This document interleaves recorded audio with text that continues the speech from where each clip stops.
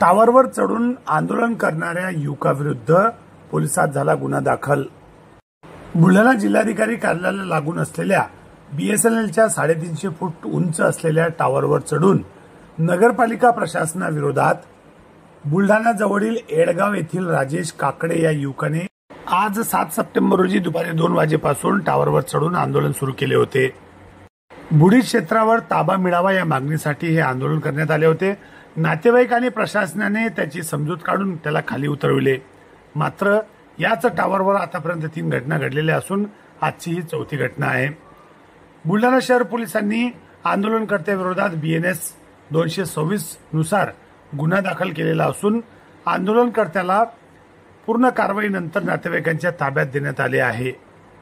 एडगाव धरण क्षेत्राजवळच नगरपालिकेने काही जमिनी अधिग्रहित करून ताब्यात घेण्याची प्रक्रिया सुरू केलेली आहे।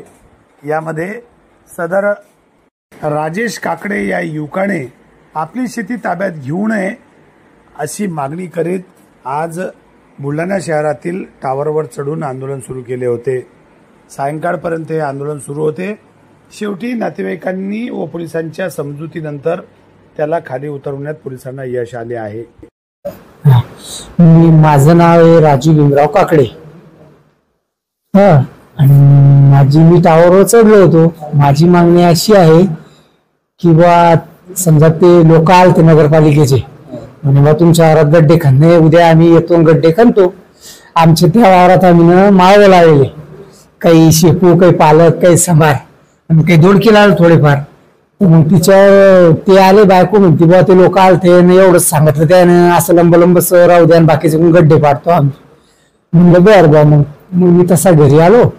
मग दुसरा विचार काही सुचला नाही बा, डायरेक्ट आलो बुलढाण्याला आलो, डायरेक्ट टावरवर चढलो, वर जाऊन बसून राहिलो। तुमची काय मागणी शासनाला? मी मागणी अशी की बा आमची जमीन आम्हाला आता आम्ही 13 एकर तर दिली का नाही, बाकीचे आम्हाला खाऊ द्या बा पोटाम पोटभर।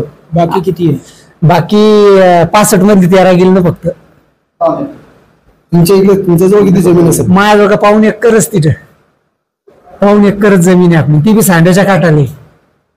पण ते ढोराला चारा पाणी सगळं पद्धतशीर करेल मी। आता जमीन जर गेली तर कसं करा आम्ही? लहान वगैरे घेतली, त्याच्या म्हशी केल्या, दुसरा पर्यायच नाही मग।